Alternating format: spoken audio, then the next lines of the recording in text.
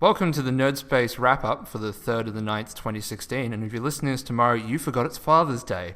I'm Bryan Hayes, and joining me as always is Chidgey and Deege, and we're going to give you a quick wrap-up of the events of today, promise some things for next event, and then talk about general nerd culture that's going on.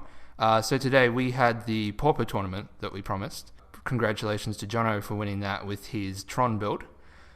We also had a bunch of new games we were testing out. You were playing one, Chidgey? Yes, I played a little game called Gear and Piston. It was pretty awesome. Essentially, in this game, you built a car, so you had to essentially use a bit of a board game strategy to decide what you're going to do when, but then from there you then have to pick up new parts, used parts, and try to essentially sabotage your opponents to try to build a car, complete your car, and actually have it worth something.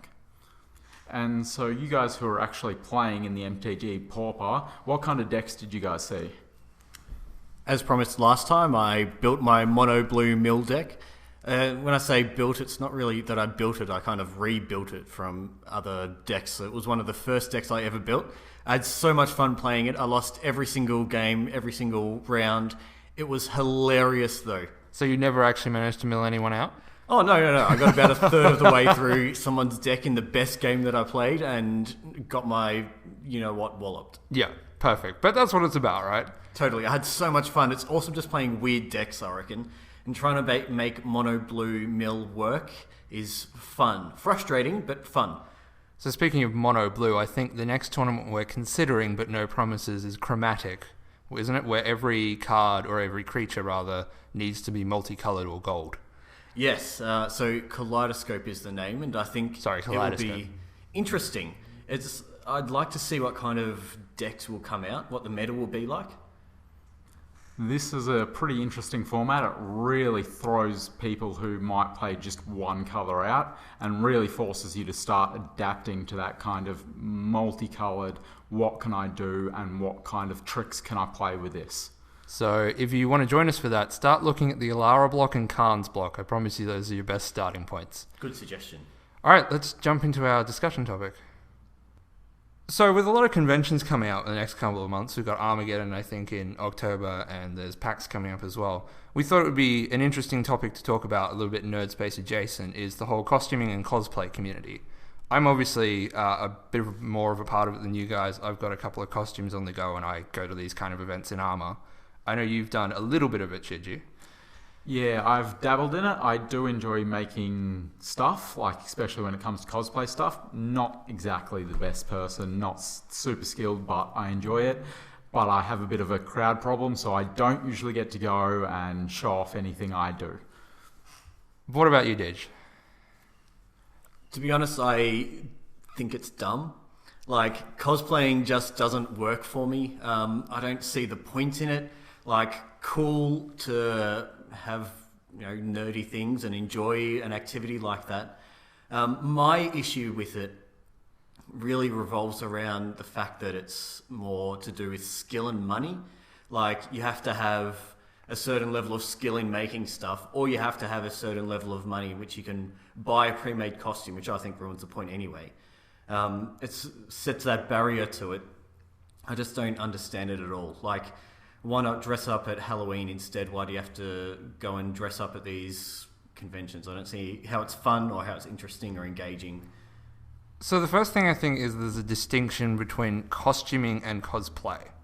Because, at least I think costuming is the art of building the costume.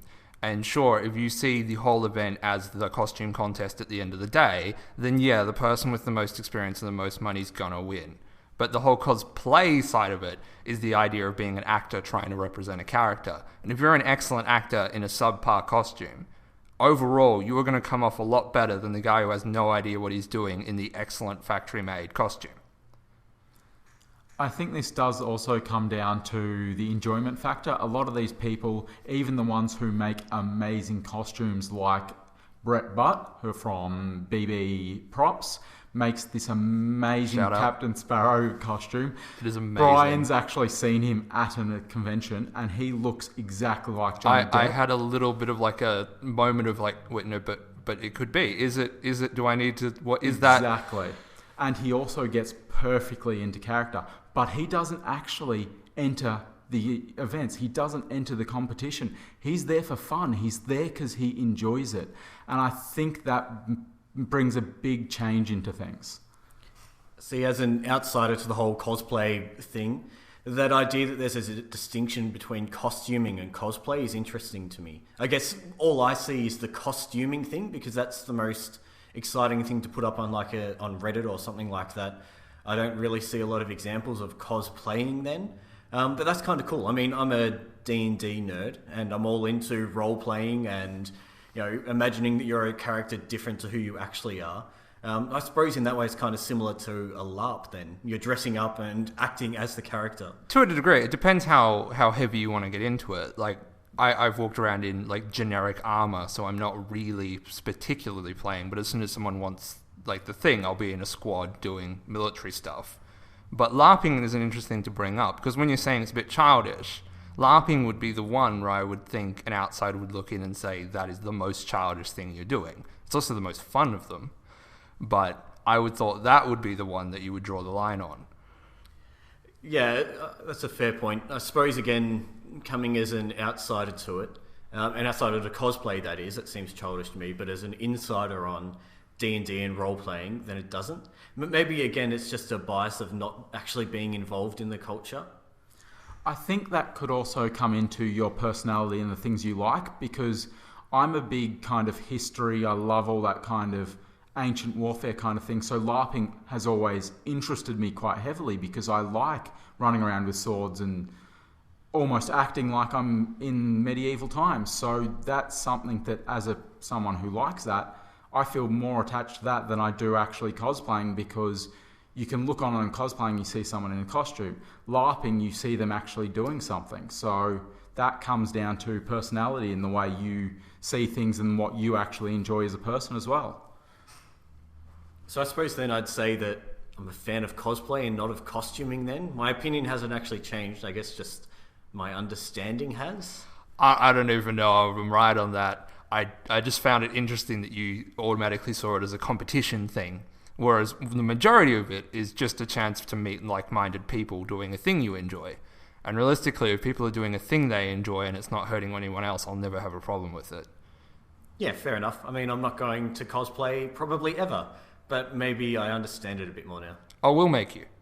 Don't you dare. That would be my worst nightmare. Even if we have to tie you up as like some sort of slave layer or something.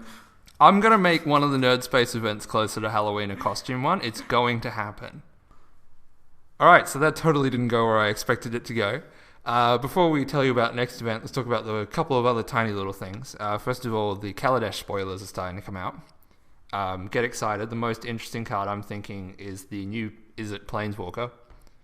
We've got Scry on the +1 and deal 1 damage to each opponent, which is quite interesting in a multiplayer game. True.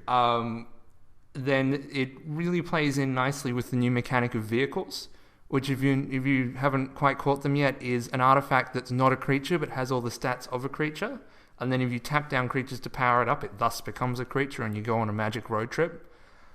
So she also has the ability to interact with artifacts and then search the library for artifacts as the ultimate move. So it's not like a mind-blowing Planeswalker, but at 1 a red and a blue and a 3 loyalty, it's going to be decent. I think it'll be one of those highly sought-after top-tier cards in the release. Personally, I'm way more interested in vehicles. Like, this probably shows the kind of Magic player that I am, but I love the flavour of that. Like, tapping down your dudes like they're getting into a vehicle and then it's ready to go and you go, like, I'm so stoked for that, I can imagine it in my head. Yeah, that's kind of what I'm looking at, is this idea of vehicles. I'm hoping there's like tanks or something and you can just make some silly like goblin deck that all just jump into one huge tank and run over everything. We've also got, coming up, we're going to be at Realm next time, September the 17th. This is going to be like your general board games day. There's not going to be an actual proper like tournament or D&D session running, but we have got some new games to try out, such as Deege. So one game I'm really stoked to try out is a game called Ostrakon. It's this idea of you're a philosopher and you're posing a question to the other players, and they have to decide between two choices. So you might get really philosophical and say the question is to be or to have. Or you might get really shallow and say something like chicken or beef. Either way, you pose a question with only two answers, and then you guess which answer will have the most people agreeing with it, and you get points based on the number of people that disagreed with it, if you're right. So say you're playing with 10 players, and you pose a question and you think that one answer will win. If that answer has 6 people and the other answer you didn't pick has 4 people, you get 4 points. But if you pose a really obvious question so that 9 people go with that answer and 1 person goes with the other answer, you only get 1 point. So if I was playing it and I said, like, something, say Jesse was playing it and I said, hey Jesse, chicken or the egg? And exactly. So then you would secretly pick whether you think most of the people would pick chicken or egg.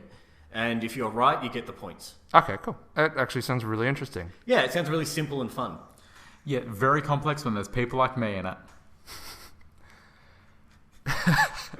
I think that'll be all from us then for this week. Please do come along and join us at that event. So that's going to be at Realm, which is above the library at Eastland. So we recommend you really look into local parking in the area. I believe behind the train station is your go-to location. The station parking itself, literally on the other side of the station, especially on a Saturday during the day, should have enough parks and is all-day parking as opposed to the new Eastland parking that you'd have to pay in. And of course, we'll be having our full promised schedule of podcasts and videos continuing. You'll have another episode of MTG Folklore coming out next weekend. And possibly, if we're lucky, we're going to have another Dungeon Master's Guide. That's the plan, hoping to look at how do you do your first session of D&D. So, all that to look forward to. We'll see you sometime soon. See yous.